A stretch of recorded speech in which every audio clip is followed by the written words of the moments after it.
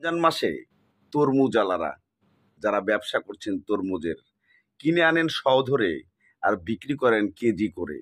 আপনাদের এই রমজান মাসে আপনারা যে বেআইনি কাজ করছেন এটা আপনারা একবারও ভাবতেছেন না।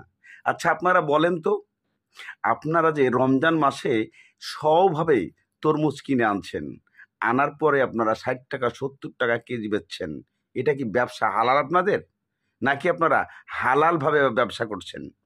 আপনারা যে ব্যবসাটা করছেন সেটা নিজের মন গড়া ব্যবসা।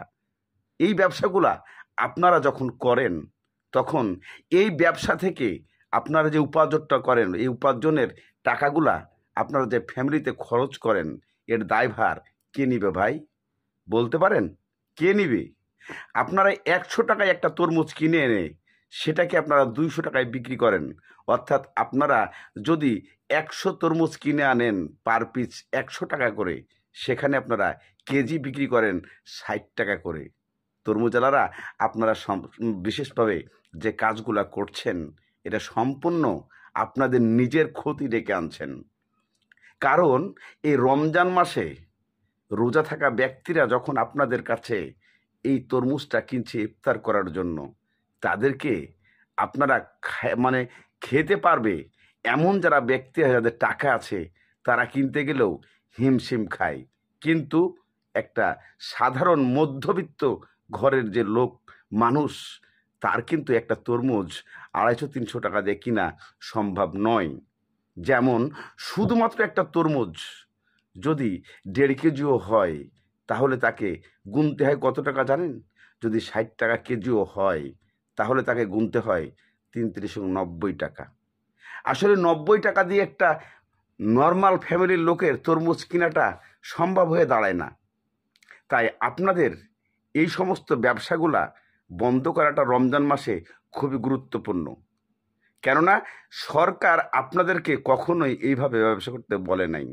আপনারা শও কিনে বিক্রি করেন কেজি, আর সেই টাকা দিয়ে ফুটানি করেন ঈদের শেষ রাত্রি মার্কেটে পোশাক কিনতে, তাই না?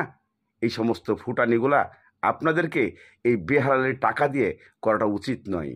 আপনারা লাভ করবেন, সীমিত কিছু লাভ আছে। কত পার্সেন্ট? 10%? 10% করেন না ভাই, আরও 5% অ্যাড করেন না, 15% করেন না। তাহলে আপনারা 100% লাভ করে ব্যবসাটাকে কি বৈধ মনে করছেন? কখনোই বৈধ হতে পারে না। কারণ আপনারা জোরপূর্বক মানুষের কাছ থেকে আদায় করছেন, কেউ দেখে নাই। যেমন বাদর একটা কথা উল্লেখ করে নাই, উনি গাছের ডালে বসে হাঁকতিছে। বাদর বলছে কেউ দেখে নাই আমার হুগাটা, কিন্তু কি জানেন, উপর থেকে কাক কয় আমি দেখছি আমি দেখছি। কারণ একজন না একজন দেখবেই। নচেত আপনারা এইগুলো ব্যবসা বন্ধ করেন। তরমুজের এই শও কিনে কেজি বিক্রি করা, জনগণকে ধোঁকা দেওয়া বন্ধ করেন। এটাই আমি বলতে চাই, রমজান মাসে একটু হালাল ব্যবসা করেন। ধন্যবাদ সবাইকে।